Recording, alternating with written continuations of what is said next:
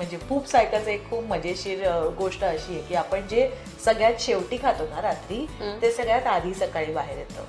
Okay okay, आपल्याला वाटेल की मी आता शेवटी खाल्लंय तर आधीचं जे आहे ते आधी बाहेर येईल ना, पण तसं नसतं. जे आपण सगळ्यात शेवटी खातो, last in is first out. Okay okay, where your poop is concern. तर असं असल्यामुळे तुम्ही जे काही रात्री जर आता मी अंजीर खाल्ले भिजत घातले की त्याच्यात पाण्याचा पण अंश आहे आणि फायबर पण आहे, मग ते सकाळी मी जेव्हा टॉयलेटला जाते तर तेव्हा ते माझं स्टूल जे आहे ते फॉर्म नीट करायला किंवा त्याला सॉफ्ट करायला मदत करतं आणि त्यामुळे आपल्याला मग टॉयलेटला जरा नीट होऊ शकते किंवा सोपं इझी वाटू शकतं की कष्ट न घेता असं.